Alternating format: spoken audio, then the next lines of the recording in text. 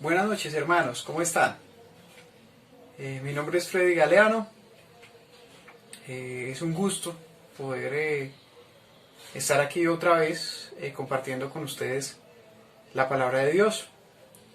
Le pido el favor de que usted ore conmigo allá donde se encuentra para poner en manos de Dios todo esto que vamos a hacer. Padre bueno, te damos gracias por tu fidelidad para con nosotros, porque tú eres un Dios leal, Señor, porque tú has permanecido con nosotros, Señor, siempre. Gracias.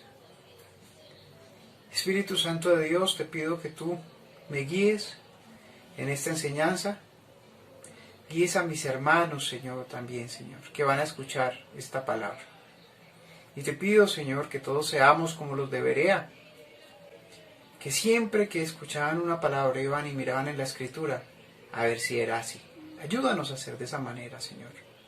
Tenemos tu Espíritu Santo, Señor, para que nos guíe, para que nos enseñe. Gracias, Dios Todopoderoso. Bendice a cada uno de los miembros de esta congregación, a cada una de las personas que hoy se encuentran escuchando esta palabra, Señor, también los que no pueden escucharla. Bendícelos en sus hogares. Provee para todas las necesidades que tengan. Sana sus dolencias, Señor. Dependemos de ti, Señor. Tú eres nuestro Dios. Muchas gracias. En nombre de Jesús. Amén y amén. Bueno, hermanos, en este día vamos a compartir un tema. El objetivo mío es que podamos entender la responsabilidad individual que tenemos como hijos de Dios de honrarlo a Él con nuestra manera de vivir.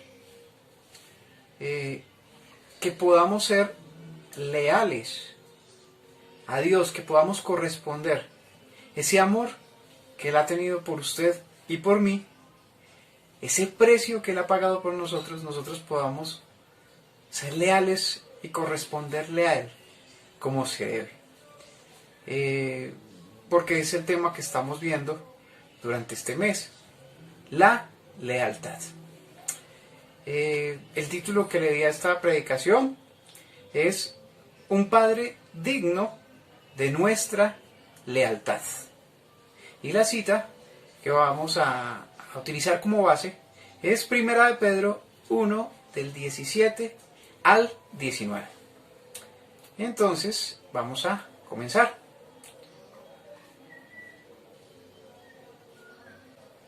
Vamos a leer 1 de Pedro 1, 17 al 19.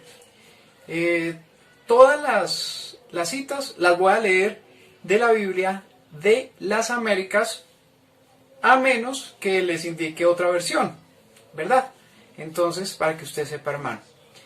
Vamos a empezar entonces, 1 de Pedro 1, versículo 17.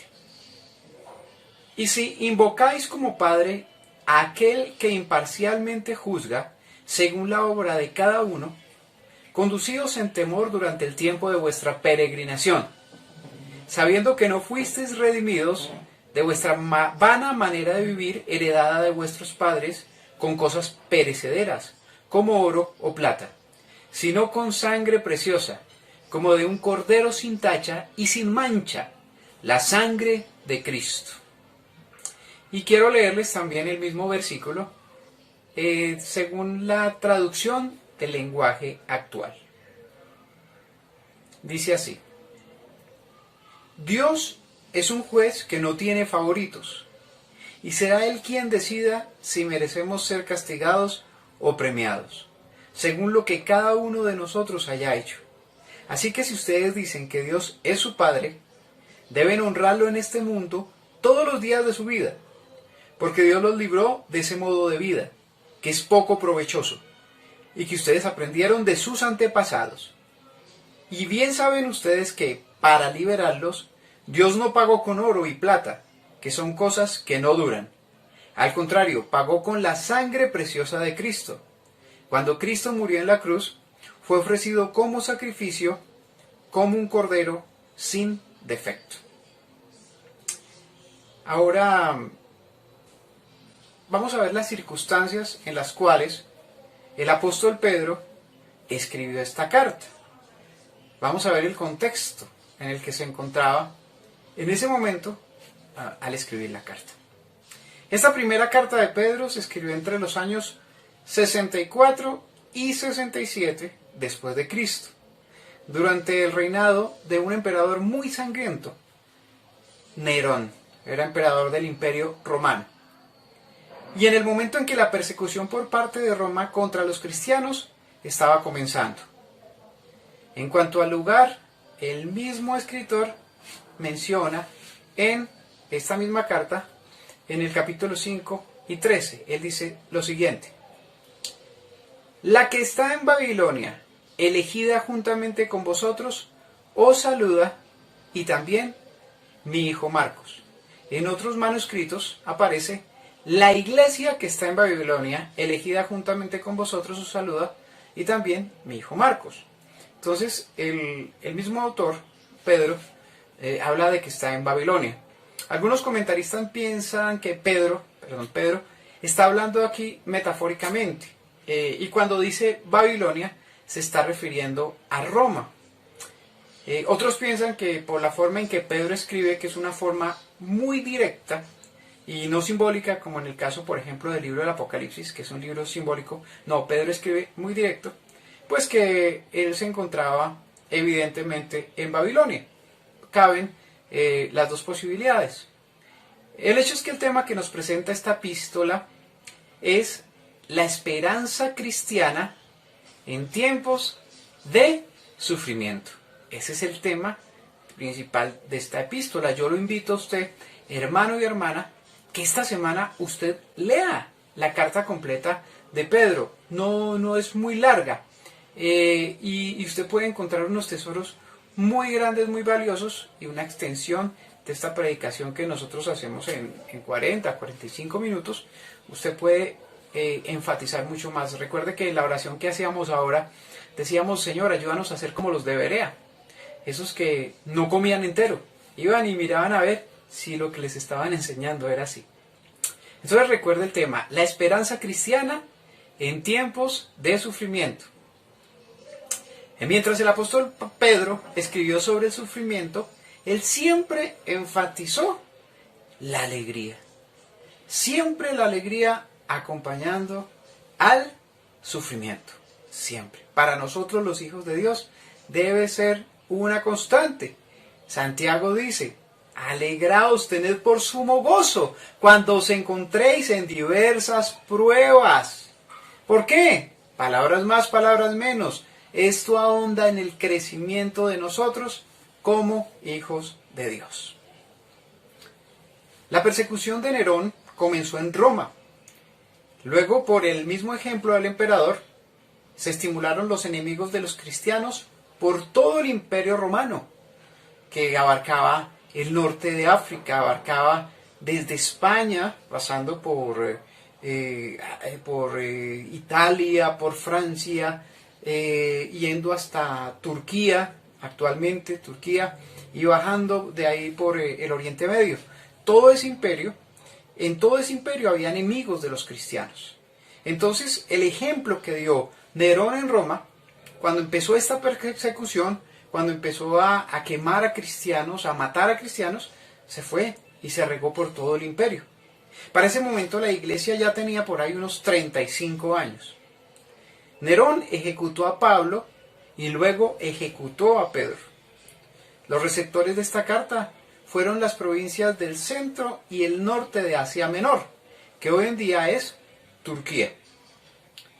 Y también hacían parte, por supuesto, como yo le dije ahora, del Imperio Romano. ¿Por qué nos tomamos el trabajo de estudiar los contextos cuando estudiamos la Biblia? Porque cuando nosotros entendemos las circunstancias, las motivaciones, la época, los lugares, entre muchas otras cosas, podemos comparar esto con situaciones actuales y aplicar los principios dados por la palabra del Señor, aplicarlos a nuestra vida hoy en día. Como dice, acompáñame por favor a 1 Corintios 10:11. Dice así: estas cosas les sucedieron como ejemplo y fueron escritas como enseñanza para nosotros, para quienes ha llegado el fin de los siglos. ¿Sí ven? Todo lo que el Señor nos escribió en su palabra, todo lo que nos dejó en su palabra, sirve como ejemplo para que nosotros hoy podamos vivir. Son principios, principios que trascienden, y lo más importante es que nosotros podamos extraerlos de la palabra de Dios y aplicarlos. Y tenemos la herramienta más poderosa, el Espíritu Santo de Dios, morando en nosotros. Pero sigamos. Nosotros actualmente estamos viviendo una circunstancia extraordinaria para nuestro modo de vida, y abro comillas, normal. ¿Y por cuenta de qué? De un virus, de un organismo microscópico. Este bichito, este coronavirus, ha puesto al mundo de cabeza. Sin embargo, el tiempo comienza a pasar y ya el gobierno le dio permiso a algunos gremios para que puedan trabajar. Ya vemos más personas en la calle. Vemos un ambiente, por lo menos aquí en Colombia, más relajado. Por lo menos en el barrio en que yo vivo, ya veo muchas más personas en la calle, vendedores ambulantes pasando a cada rato, ofreciendo sus productos. Me asomo por el balcón y veo a vecinos conversando, incluso sin tapabocas, ahí en la puerta de sus casas. Muchachos por la calle, algunos montando en bicicleta. Entonces, en este momento, pues desde mi perspectiva de lo que veo acá, también lo que veo en los noticieros, cómo los policías están poniendo comparendos porque las personas están haciendo fiestas clandestinas, no están acatando las normas, todo eso. Veo que hemos entrado en una etapa de más relajamiento, digámoslo así. Empezó la etapa principal cuando entró este virus, que era una cuestión de susto, que todo el mundo estaba asustado, que listo, vamos a acatar las normas, y ahora empieza esa etapa de relax, ¿verdad? Más nosotros como país tropical, que tendemos muchas veces a no mirar los riesgos como realmente son. En fin, hay un pensamiento generalizado que existe también en el inconsciente colectivo, y es desde que esta enfermedad no me toque a mí y no toque a alguno de los de mi familia, pues no es tan importante, vivamos la vida, está bien, hasta el momento en que nos toca, y ahí sí viene el drama. Es una forma en que nosotros los latinos vivimos, pero no solo los latinos, hemos visto cómo esto en países desarrollados también ha causado tremendas consecuencias. Comenzamos a pensar en la normalización, en que todo va a ser como antes. Pero nosotros no podemos conformarnos a la mente del mundo. Nosotros, los hijos de Dios, no podemos ir con la corriente del mundo, porque nosotros ya no pertenecemos a este mundo. Y no podemos pensar como los que no conocen a Dios. Debemos estar atentos a las advertencias. Y esto que está pasando, este virus, esta situación, es una advertencia.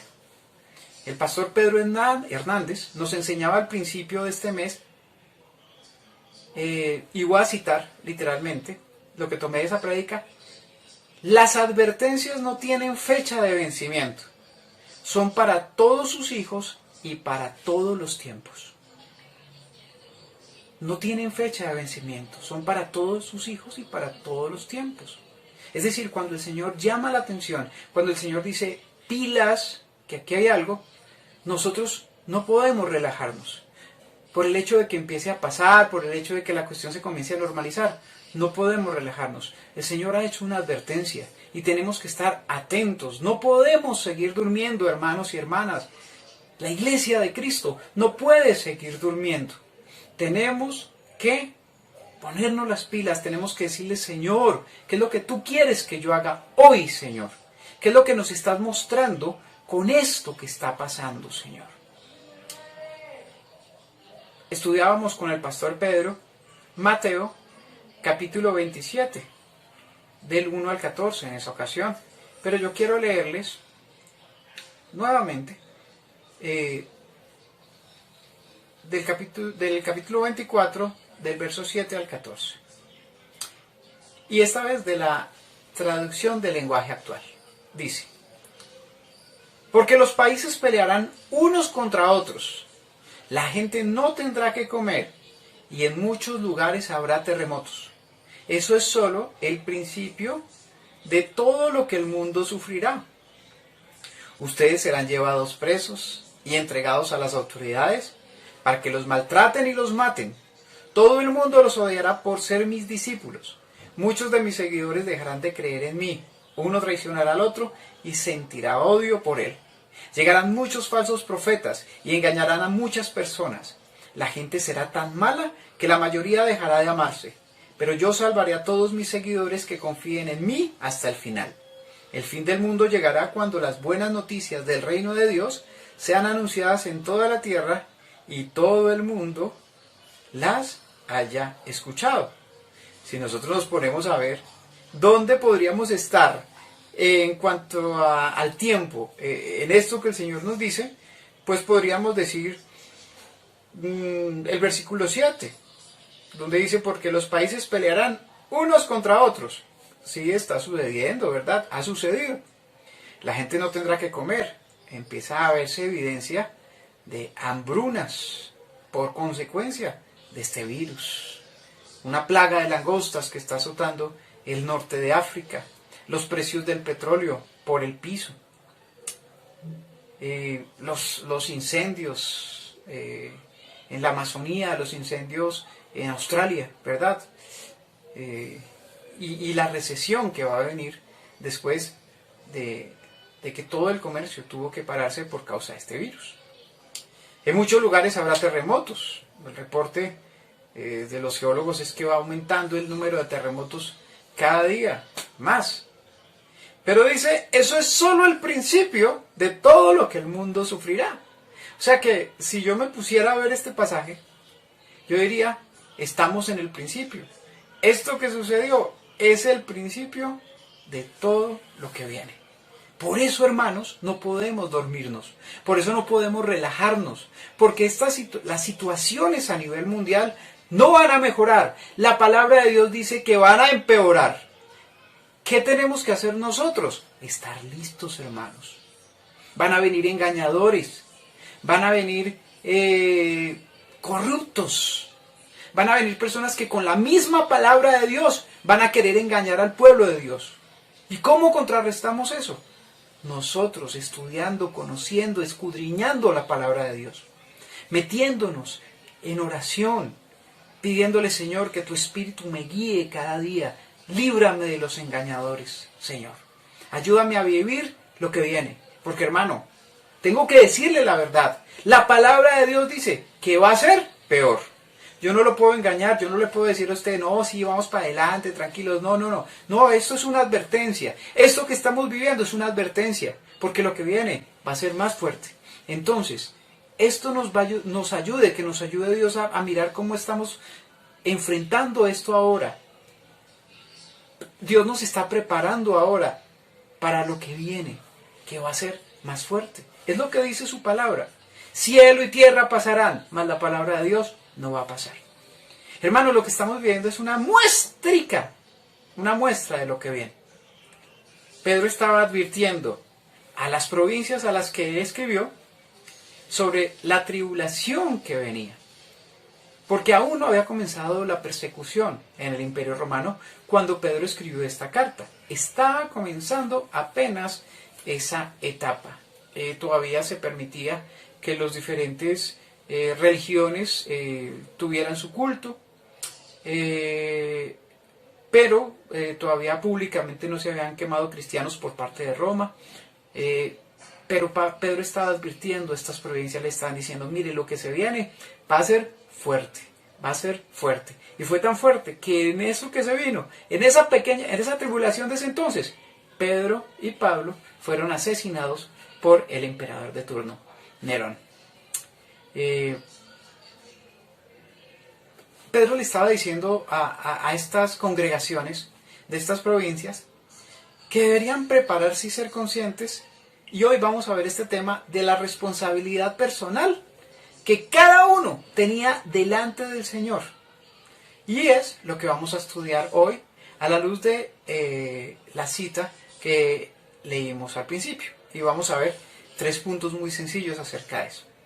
El primer punto, para los que toman nota, es un padre imparcial. Y la base para eso está en Primera de Pedro 1:17, la parte A del versículo, es decir, hasta donde va la primera comita, hasta ahí. Y dice, y si invocáis como Padre a aquel que imparcialmente juzga según la obra de cada uno. Nuestro Señor es un Dios personal. Por lo tanto, nosotros vamos a rendir cuentas individualmente delante de Él. No podemos esconder nada. Todo está registrado. El versículo que estamos estudiando dice, y si invocáis como Padre. No está diciendo como amigo, no está diciendo como líder, no está diciendo, está diciendo como Padre. Es decir, si usted dice, Dios es mi Padre, entonces usted tiene que estar listo para que ese Padre juzgue imparcialmente la obra de cada uno. En Apocalipsis 20:12 dice, y vi a los muertos, grandes y pequeños, de pie delante del trono. Y los libros fueron abiertos. Y otro libro fue abierto, que es el libro de la vida. Y los muertos fueron juzgados por lo que estaba escrito en los libros, según sus obras. ¡Wow! Tremendo. Y para añadirle a esto, es tremendo porque los que estamos en Cristo tenemos la salvación. Sin embargo, ese fundamento, esa base va a ser Cristo. Pero sobre esa base nosotros construimos. Dice la palabra, algunos con heno, algunos con hojarasca, algunos con maderita, otros con piedras preciosas. Y eso va a ser probado con fuego. Por supuesto, los que construyeron con heno, con piedrita, con maderitas, no va a quedar nada sobre esa base, sobre ese fundamento que es Cristo. Pero los que construyeron con piedras preciosas, wow. Y entonces a esos, según eso les va a ser dada recompensa. Yo siempre que pienso en esto, pienso en la Piedra del Peñol. Los que han tenido la oportunidad de subir a la Piedra del Peñol han visto que es una casita como de 3 o 4 pisos encima de la piedra. Yo digo, wow, esa casa tiene una base muy fuerte. Porque dicen que la Piedra del Peñol, creo que el 10% es el que sobresale de lo que es toda la piedra. Entonces yo digo, es mucha base para esa casita. Y pienso en esa roca como Cristo. Él es mucha base. ¿Qué es lo que vamos a construir encima? Pero hay del que no esté en Cristo. Dios mío bendito. Todo, absolutamente todo, va a estar en su contra. Todo está escrito. Todo está escrito. Dios juzga imparcialmente. Y la obra que tú y yo hagamos va a ser juzgada. Yo fui profesor durante algunos años en un colegio con principios cristianos, donde estudiaban muchos de los hijos de los principales líderes cristianos de Medellín. Cuando yo fui a trabajar allá me dijeron, mire Freddy, en este colegio estudian la mayoría de los hijos de los principales líderes de aquí en Medellín. Y yo el primer día de trabajo tenía una gran expectativa. Yo me imaginé caramba, esto debe ser como el cielo en la tierra. Todavía no habían llegado mis estudiantes, pero yo tenía esa expectativa. Pero no pasó mucho tiempo después de que mis estudiantes llegaron para decepcionarme. Estos niños y jóvenes tenían problemas y vidas como niños en otros que estudian en otros colegios que no son cristianos. Me di cuenta que la mayoría no habían nacido de nuevo. Y cuando hablaba con ellos me decían que sus padres tenían tiempo para sus reuniones, para sus discípulos, para sus cultos, pero que no tenían tiempo para ellos. Me di cuenta que yo asumía equivocadamente que unos niños que son llevados a la iglesia desde que nacen, que participan en los cultos y en la alabanza son salvos, y más si sus padres son líderes y pastores. Un día mientras yo daba clase en mi iglesia, le daba la clase a los niños, eran niños aproximadamente como desde los 7 hasta los 12 años. Les dije esta misma verdad: Dios no tiene nietos. Para ser hijos de Dios no basta con ir a una iglesia y seguir los ritos. Debemos nacer de nuevo, y esto es un milagro de Dios. Fue tanto así que una niña me hizo la misma pregunta que le hizo este fariseo a Jesucristo. ¿Y cómo es posible nacer de nuevo? ¿Será que tengo que entrar otra vez a la barriga de mi mamá y nacer? Una niña de 7 años me hizo esa pregunta. Pero les dije, y ahí estaba mi hijo también entre ellos. Estamos orando, sus papás y yo, porque ustedes nazcan de nuevo, porque es la única forma de ser hijos de Dios. Dios no tiene nietos, hermana y hermano. Las circunstancias nos han sacado de un edificio donde un pastor edifica las ovejas cada vez que se reúne, y ha puesto muchos pastores en cada casa donde hay hijos de Dios. Somos responsables primero de entender nuestra responsabilidad personal delante de Dios, pero también de decírselo a nuestro prójimo. Y debes saber que tu prójimo está ahí, confinado contigo en tu casa. Tú debes saber que tu prójimo es tu hijo, que tu prójimo es tu hija, que tu prójimo es tu esposa, que tu prójimo es tu esposa. Tu esposo también es tu prójimo, tu mamá, tu papá. Y tú, que eres un cristiano nacido de nuevo, eres ese pastor que ha sido puesto ahí en ese rebañito. A eso nos ha llevado estas circunstancias, hermanos y hermanas. Nosotros debemos asumir eso. Debemos asumir lo que le acabo de decir, que es una responsabilidad personal. Les repito el pasaje: si invocáis como Padre a aquel que imparcialmente juzga a cada uno según su obra. Dios no va a juzgar a mi hijo según la obra mía, según la obra de él, y así a cada uno. Tú como pastor de tu hogar, o como pastora de tu hogar, y me refiero a los que han nacido de nuevo, que conocen de Dios y están en medio de un hogar de personas que no conocen de Dios, tienen la responsabilidad de que ellos sepan que ellos son responsables delante de Dios y un día van a ser juzgados según sus obras. Cada hombre, cada mujer. El siguiente punto que quiero tratar en esta hora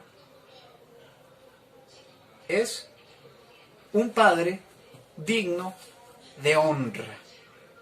Un padre digno de honra. Y la cita que vamos a leer es Primera de Pedro 1:17, ya la parte B, después de la coma. Dice: conducíos en temor durante el tiempo de vuestra peregrinación. Conducíos en temor durante el tiempo de vuestra peregrinación. Es claro que si vamos a responder individualmente, como veíamos en el primer punto, donde dice que el Señor no tiene acepción de personas, donde juzga imparcialmente, la obra de cada cual. Entonces es claro que si vamos a responder individualmente delante de Dios por nuestras acciones, debemos tener cuidado de la forma en que nos conducimos, en que andamos, en que caminamos en este mundo. Y en la medida en que vivamos según sus estatutos, los estatutos de Dios, le daremos honra. Por eso este punto se llama un padre digno de honra, ¿verdad? Porque en la medida en que nosotros nos conduzcamos en temor en esta tierra, en este mundo, nosotros le daremos honra a Dios, o no se la daremos. Pero una cosa que usted tiene que saber, hermano y hermana, es que Él es digno de honra. Somos peregrinos, y eso queda claro, el tiempo que estamos aquí en la tierra. Dice, conducidos en temor durante el tiempo de vuestra peregrinación. Y aquí hay una palabra clave. ¿Qué significa ser peregrino? Usted y yo somos peregrinos. No somos ciudadanos del mundo. Quítese eso de la cabeza. Somos ciudadanos del cielo. Aquí somos peregrinos. La definición del diccionario de la lengua española, de la Real Lengua Española, nos dice acerca de peregrino. Dice, una persona que anda por tierras extrañas. Otra definición es extraño, especial, raro o pocas veces visto. Los hijos de Dios entendemos que somos extranjeros aquí, o deberíamos entenderlo.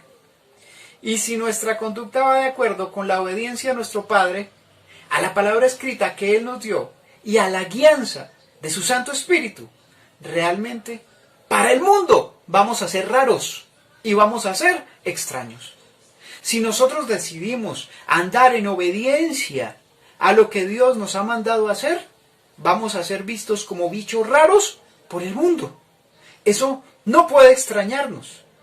No debe extrañarnos porque el Señor nos dice en la palabra, en todas partes, que somos peregrinos y no somos ciudadanos. El problema muchas veces en nosotros como hijos de Dios es en querer vivir de acuerdo o vivir una vida cómoda, que no incomode a nadie, que todo esté normal, que todo esté tranquilo, pasemos desapercibidos, perfil bajo más bien. Pero la palabra de Dios es muy clara. Dice que cuando vivimos conforme a Él quiere que vivamos, a lo que Él quiere que nosotros vivamos, vamos a parecer bichos raros, vamos a ser vistos extraños. Es lo que dice Él. El Señor mismo nos lo advirtió en Mateo 10, del 34 a 39. Le invito a que lo lea conmigo. Mateo 10, del 34 a 39, dice así, el Señor Jesucristo hablando. No penséis que vine a traer paz a la tierra. No vine a traer paz, sino espada. Porque vine a poner al hombre contra su padre, a la hija contra su madre, y a la nuera contra su suegra. Y los enemigos del hombre serán los de su misma casa. El que ama al padre o a la madre más que a mí, no es digno de mí. Y el que ama al hijo o a la hija más que a mí, no es digno de mí. El que ha hallado su vida la perderá, y el que la ha perdido, por causa de mí, la hallará. ¡Uy! Tremendo, ¿no? Pastor Freddy, no dicen que el cristianismo es puro amor y pura paz. No, eso es hipismo. El cristianismo es confrontación. El cristianismo es, cuando yo decido seguir a Cristo, estar dispuesto a ser perseguido, aun por los de mi propia casa. Yo fui el primero que llegué al cristianismo en mi casa. Me trasladaron a trabajar aquí en Medellín y aquí conocí a Cristo. Y decidí vivir para Cristo.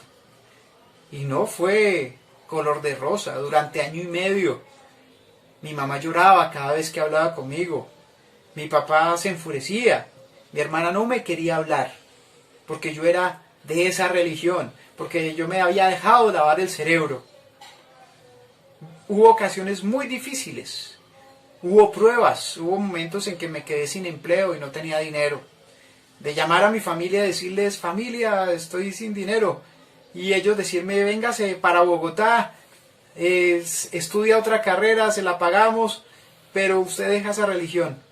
Y yo decirles, el Señor me llamó, el Señor me va a sustentar y me va a dar todo lo que necesito.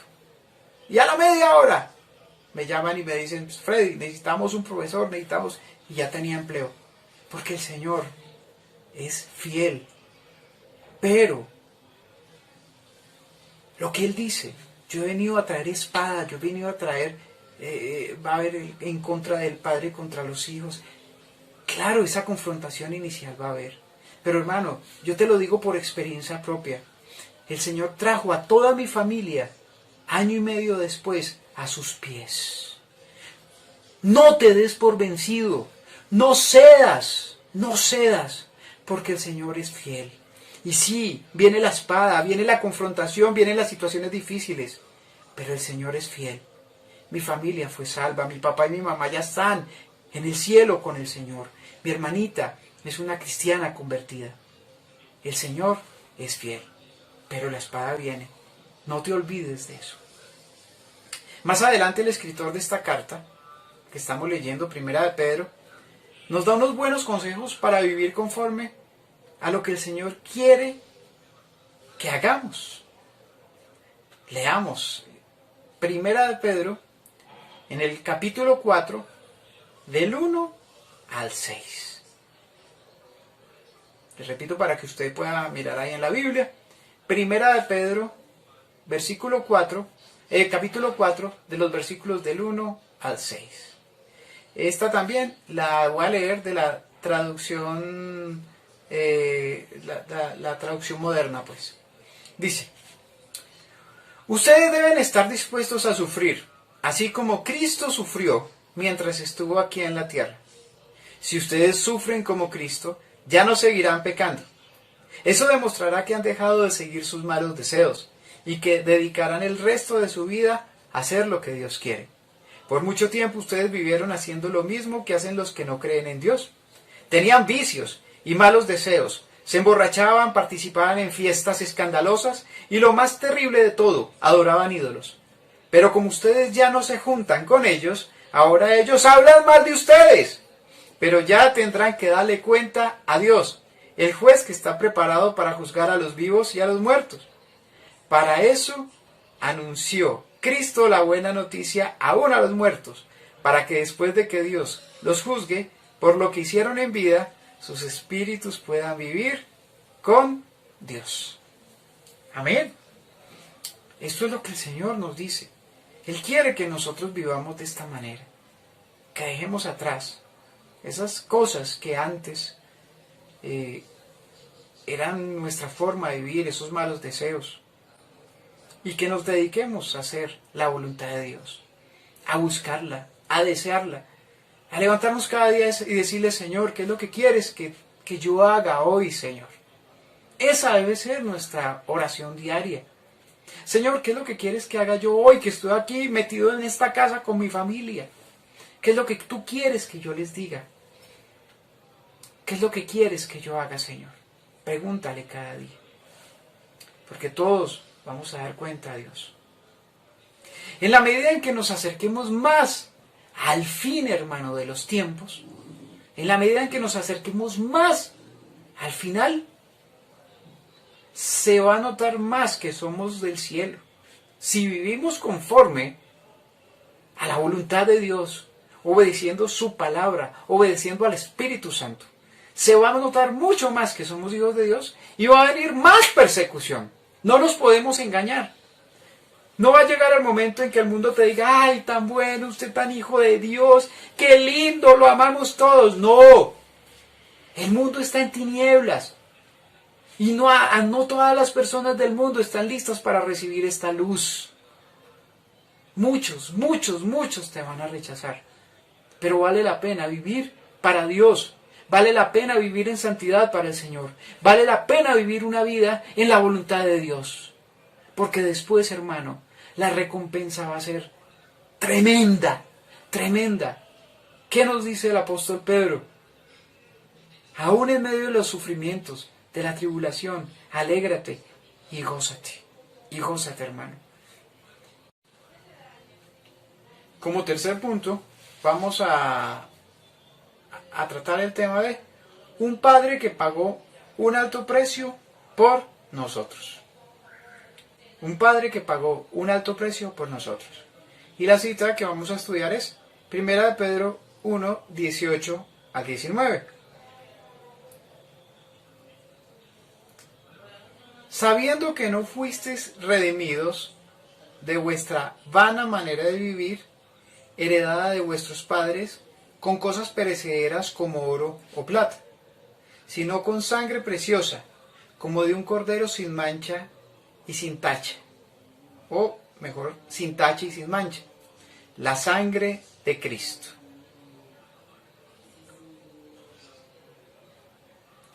Casi todo se puede comprar hoy en día con las riquezas. Se compran propiedades, se compran empresas, se compran vehículos, se compran hasta conciencias. Se paga por todo. La tramitología está por todas partes. Usted va a hacer una vuelta a la Diana o a cualquier parte y viene alguien que le dice, venga, si me da 20, 30 mil pesos, le hago esa vuelta rapidito. Se compran puestos, de todo, con el dinero. Todo gira alrededor del dinero. Por eso Jesús nos dijo en su palabra que el principal contendor entre Él y nosotros es el amor al dinero. Veamos. Mateo 6, 24. Dice: nadie puede servir a dos señores, porque o aborrecerá a uno y amará al otro, o se apegará a uno y despreciará al otro. No podéis servir a Dios y a las riquezas. No se puede. Y es tan tremendo porque nuestra salvación no puede ser comprada ni con todos los tesoros del mundo.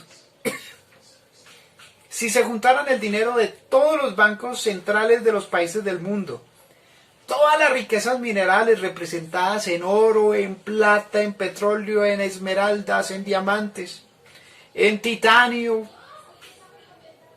todos los avances tecnológicos representados en computadores, armas, carros, lo que quiera. Todo ese dinero no alcanzaría para salvar ni siquiera a un solo hombre. El único precio solo podía pagarse por el único Dios en un único momento en la historia. Les repito esto. El único precio solo podía pagarse por un único Dios en un único momento en la historia. Nosotros debemos estar muy agradecidos por eso. Porque, según dice ese conocidísimo verso de la Biblia, Juan 3:16, porque de tal manera amó Dios al mundo que dio a su Hijo unigénito, para que todo aquel que en Él crea no se pierda, mas tenga vida eterna. Ese amor con que Dios nos amó, tan grande, de pagar por nuestra salvación con la sangre de su Hijo. Hermanos, es demasiado esto que el Señor nos ha dado. Es demasiado ese amor que Él tiene por nosotros. Su fidelidad y su lealtad por nosotros.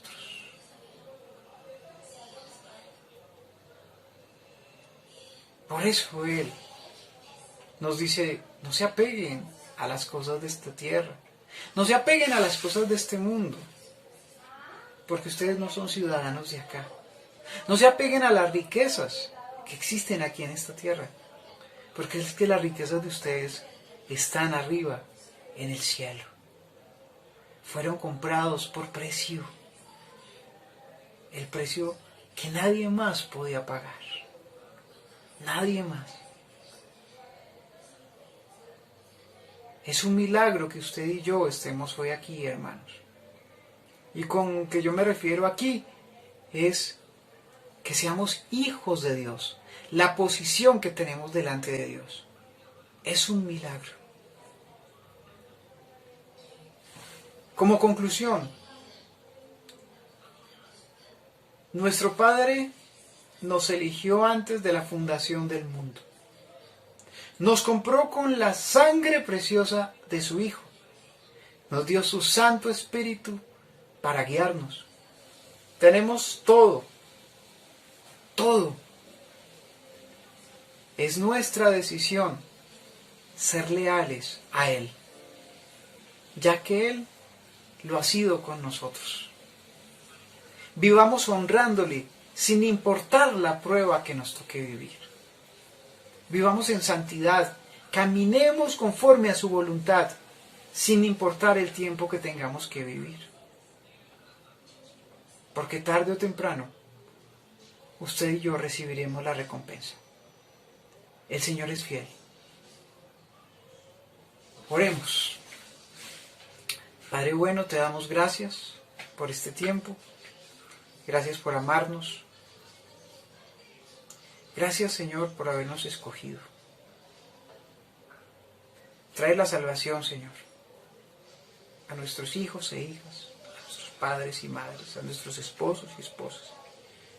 Todos los que en esta casa, en este día se encuentran aquí en la casa con nosotros, que no te conocen. A nuestro prójimo, Señor. Trae la salvación, Señor. Bendice, Señor, esta congregación preciosa. Provee para cada una de las necesidades. Restaura la vida del pastor Elpidio. Te doy gracias por todos este ejército de predicadores y predicadoras que se han levantado, Señor. Gracias por esos mensajes que dan en el WhatsApp. Gracias por estar tan activos, Señor. Gracias por lo que has despertado en ellos, Señor. Bendícelos, Señor, a cada uno, Señor. Bendice las familias, Señor. Estamos en tu mano y te damos gracias. Amén y amén. Dios los bendiga, hermanos, grandemente. Gracias.